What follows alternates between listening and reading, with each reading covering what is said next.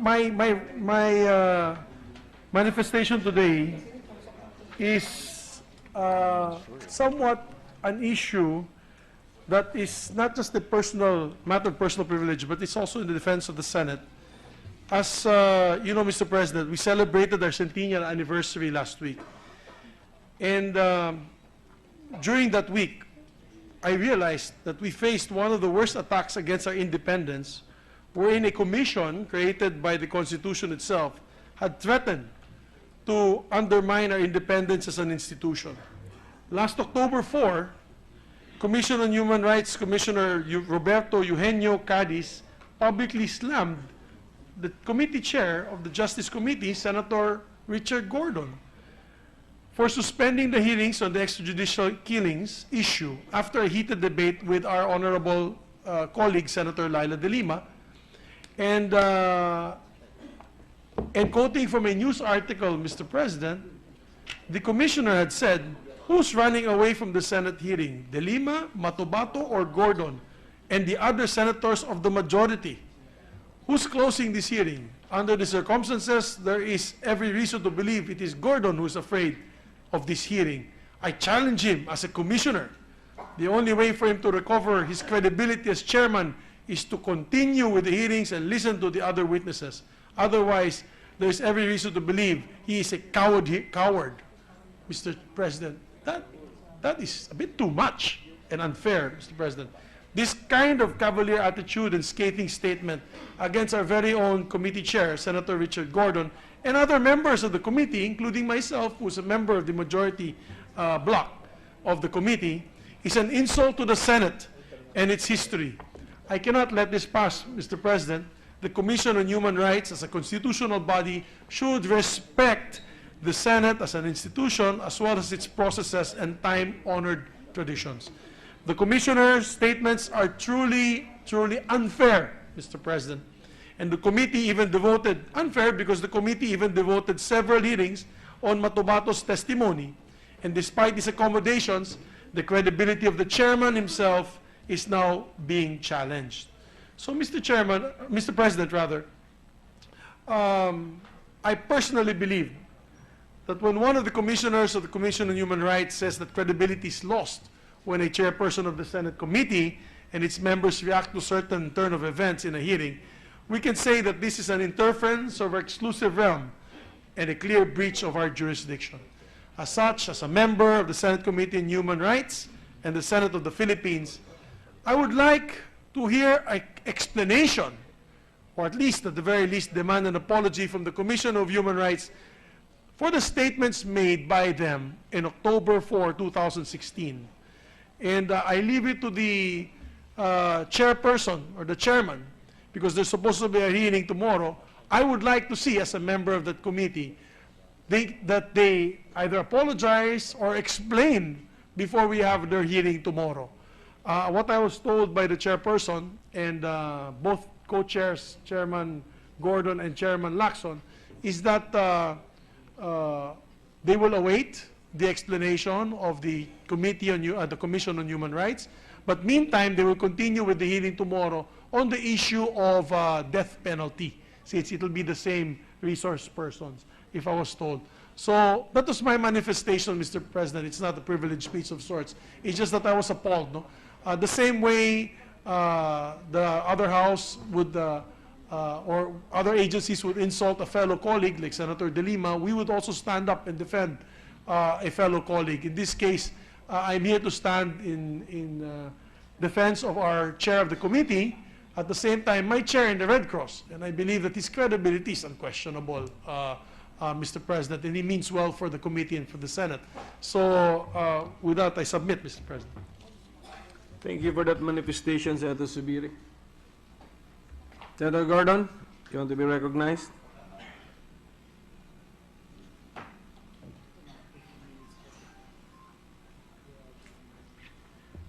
Mr. Chairman, I'd like to rise here and reply to my colleague from Bukidnon.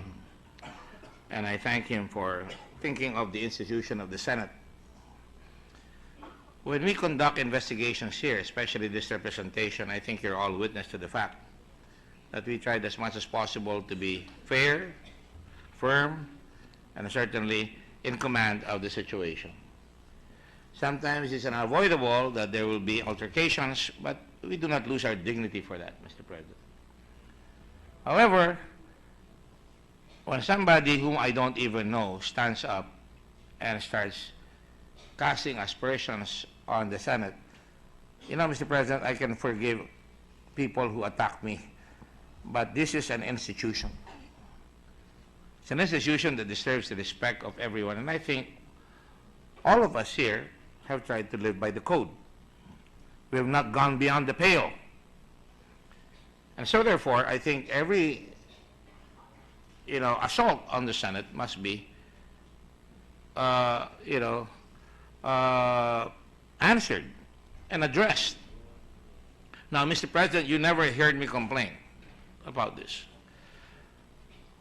In fact, I was approached even by your own sister, who is a member of the commission, and I raised the matter very gently to her, and I said, I think one of your people has become a rogue,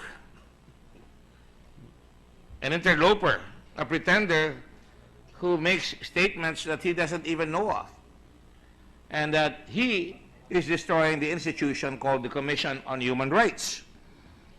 Now, you know, Mr. President, that this representation, even in my past life as a senator, I've always got up and supported the Commission on Human Rights. And I think the very maxim res ipsa loquitur will bear me out as we investigate these so-called extrajudicial killings. Already, I'm pretty sure I can look at myself in the mirror at any time of the day or at any time of the evening and say that the committee has really acquitted itself. Senator Lacson, Senator Zubiri, Senator Pacquiao, all the others, Senator Angara, we ask very, very good questions, including all the others. I just want to point out, Mr. President, it is unfair for anybody who is not even known to us to suddenly come out of the woodwork, call a press conference, and dare to say that we are cowards. I'm a coward. Mr. President, I don't have to prove my manhood to anybody. Maybe some people are insecure about their manhood, but I don't have to prove my manhood to anybody, Mr. President. I just try to prove my manhood by being a gentleman at all times. I have done that here in the Senate, not only in this current session, current Congress, but in the previous Congress. Because ano ba mawawala sa atin kung mag-apologize? Ano ba mawawala sa atin kung we give way? But we do not attack each other here. We do not savage each other here. The President is aware of the fact that I was going to go on a privileged speech on that incident, again, to protect the institution. And when the people concerned came to me and I didn't even announce it to the press, I kept quiet. The majority of our leader is aware of this. I did not go on with that because these are colleagues of ours. I don't want to embarrass anybody here. It doesn't add to my intelligence or my pride that I would insult a fellow member of the Senate. No, far be it from my mind to do that. Especially, the way we've all been raised up. We are raised to go to the higher level, not to the lower level. And so when the chairman of the Committee on Human Rights called me the previous evenings and say, and I quote,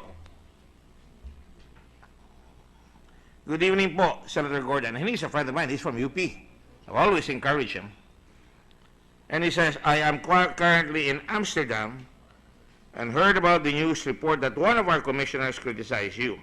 This is not the position of the commission. And I apologize for whatever aggravation this may have caused you and the honorable members of the Senate Justice and Human Rights Committee. I've spoken to the other commissioners and we hope to make it right. May I please call you? Thanks and God bless. Chito Gascon." I took the call, Your Honor. Late at night, because I sleep late. No shirt of my back, no skin of my, nose. And I just want to say that, and I accepted that call. I did so as a friend, knowing that he's sincere. And I still think he is. Unfortunately, when the so-called apology came out, it was a kind of limp and kind of condescending. You know, and I told some members of the Commission on Human Rights yesterday, huwag naman ganyan. Kung mag-apologize, sabihin nga direkta, wala naman mawawala eh. Senado yung ininsulto niya eh. Ako, kaya kong patawarin yan. Pero pag Senado, kalaban niyo ako. Kalaban niyo ang Senado. And lugar na may mga kaibigan kayo sa Senado, baka mawala na kayo ng kaibigan altogether. Wala namang mawawala sa inyo. Hindi naman namin kayo na-atake. We're happy that there's a Commission on Human Rights. We're happy that they can come around and help us investigate the wrongs that are being perpetrated. And Mr. President, I was all out in saying, let them come. In fact, Mr. President, humihingi pa nga ng pamasahe. Lahat sila, 50 members of their witnesses and their, humihingi sila ng pamasahe. And I would have to look for the money so that they can come here. Pero I told some members of the Commission on Human Rights, you have to come across. You have to tell this member that he was out of line, that he was not only unauthorized, and it cannot be the chairman apologizing for him because he has not even apologized by himself. It's no big deal for me, Mr. President. No big deal for me as a person. It's a big deal for me when the Senate as an institution is attacked. And you heard Mr. Gascon talk about the members of the Senate itself. He knows what he's talking about. And that is a cavalier not a cavalier statement in the wrong sense of the word. That is a statement of a gentleman. But let that commissioner skunk out of his responsibility. He should not skunk out like a skunk. Your Honor, he doesn't deserve the dignity of being named here in this commission. So, Mr. President, tomorrow, I am not going to call the Commission on Human Rights until an apology is made to the Senate. I will intend to continue with the hearings. Mr. President, since I took over reluctantly, and I even asked that some members who were in the middle of the affray be members of the committee, and I don't have to pat myself on the back. I wanted fairness. And all throughout, we did that. And I'm glad that I don't even mention who came to me because we're all friends. I commiserate with all our friends here when they're under attack. But, Mr. President, I cannot commiserate in this particular action. The guy is not even man enough to come to you. Mr. President, huwag na sa akin, kayo. Kayo ang Senate President. It's not our intention to attack the institution of the Senate. It's not our intention to demean the Commission on Human Rights. Human rights, you have the duty to respect one another. Ano human rights are you talking about? Ang human rights na kabig, hindi ang duty. You have to fulfill your duty as well. Your duty to your fellow man to be respectful. Not because we are higher or not because we have a title, but because we are human beings entitled to respect and the dignity that we have earned. I don't even know this man. I'm not being emotional here. I don't need to. But I do know that when he says, for example, let me just say, you know, so that Matapos started afraid to confront the other witnesses. You know, we're cowards. My gosh, we gave Matapos all the leeway.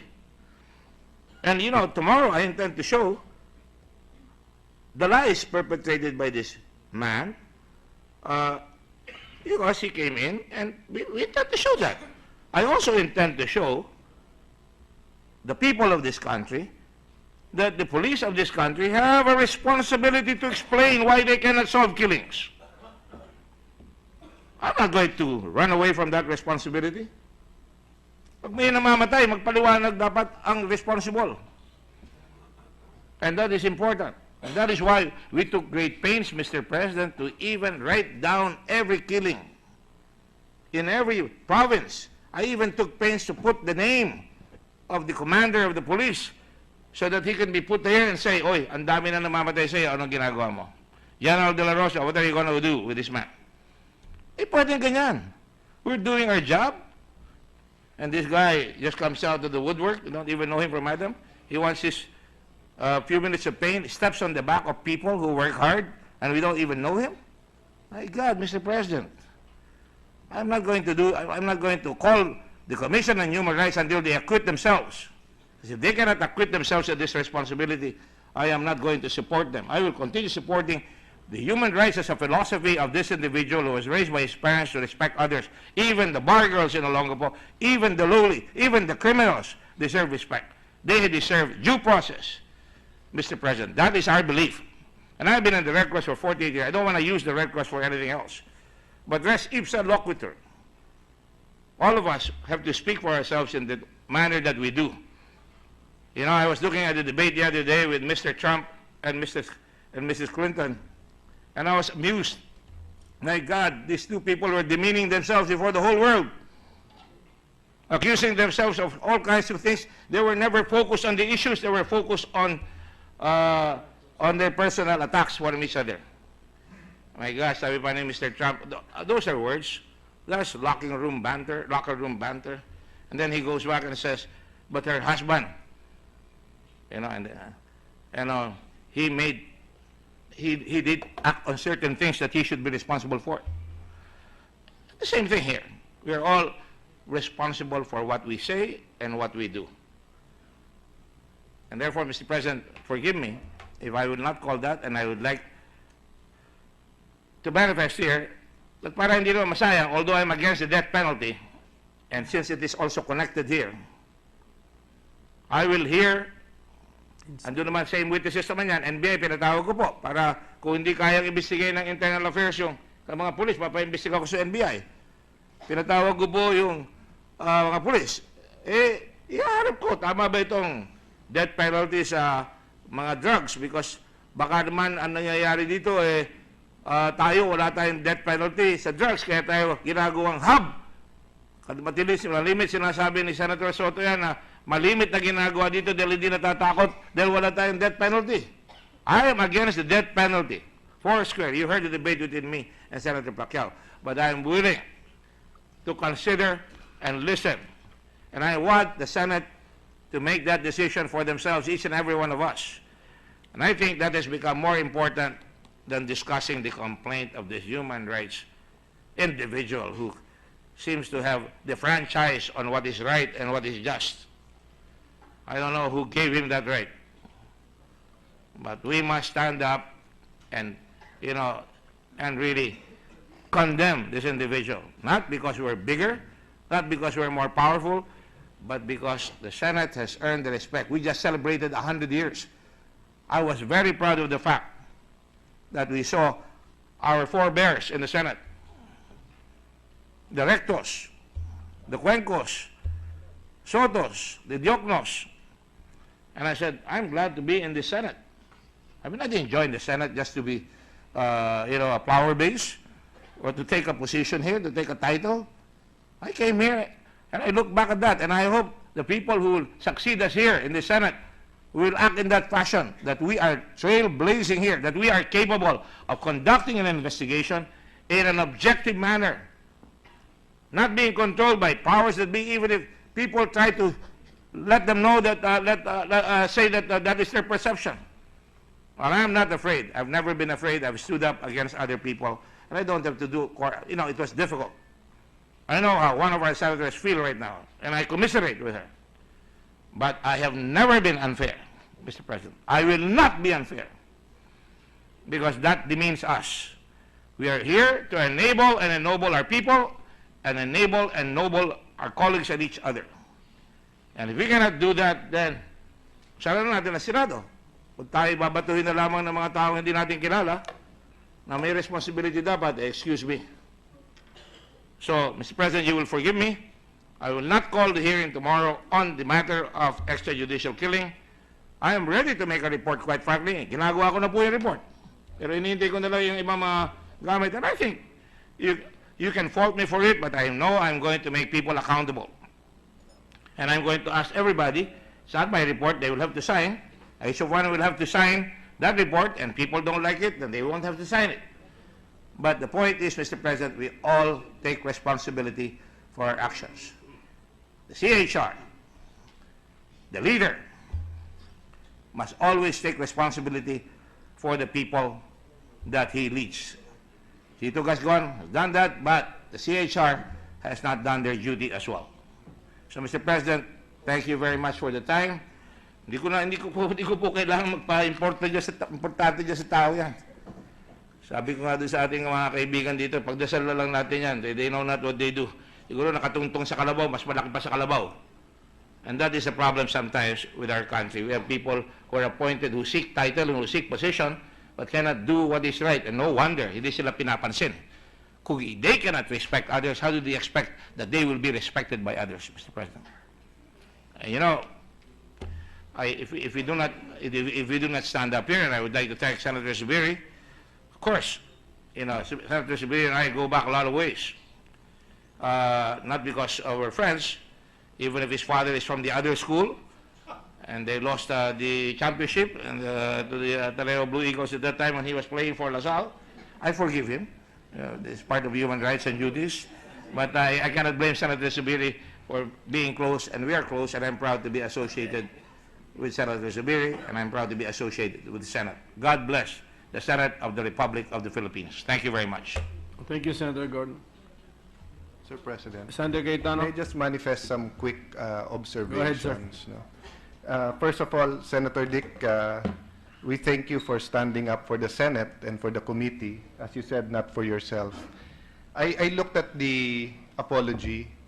First of all, at least on the face of the apology, it seems that it is a press statement made after they realized that there was a mistake. But it seems from this apology, they made no effort to correct the report that it is the CHR that slammed the Senate. Because it's very important that as soon as you read it, and all agencies now monitor the media, Twitter, that you correct it. Because the longer it stays, the more people will believe it's true, and the international media is monitoring us. Second observation, Mr. President, the public and the media can criticize us all they want. When we did not immediately investigate the pork barrel scam, there was a lot of criticisms, and it was the right of the media and newspapers. But if the departments, agencies, constitutional bodies would be allowed to do this, then if Senator Grace does not call a hearing on emergency powers, the DOTC themselves are free to slam the Senate for not hearing it. If the, never mind, if Senator Villanueva does not hear the ENDO, and the laborers slam him for not hearing it, because that is their right. But if the Labor Department does that, then they will be running the Senate. We are not independent anymore. So that's the second observation. Third observation, Mr. President, on the fourth paragraph of their apology, ito po na nakalagay. The Commission hopes that the Senate will come up with fair and credible results cognizant of the latter's independence and competence. I'd like to clarify, what does that mean? Does that mean na kung hindi sila satisfied sa results, hindi na ito fair and credible? You know, when we write letters, when I write a letter to you, I say, I hope it will be favorably considered. Meaning, Mr. President, baka may hingin ako sa iyo or may i-request, baka hindi mo ibigay. Kaya I hope favorable. So when they say they hope it will be fair and credible, expect na natin. Kung hindi yung resulta na gusto na lumabas ay hindi yung resulta na gusto ng CHR, they will again slam the Senate. So why apologize in the first place? Lastly, Mr. President, the CHR is a constitutional body. It is up to them to investigate human rights violations. So I do not understand why they are making it appear to the public and to the international community that when we stop, tigil ang investigasyon sa human rights.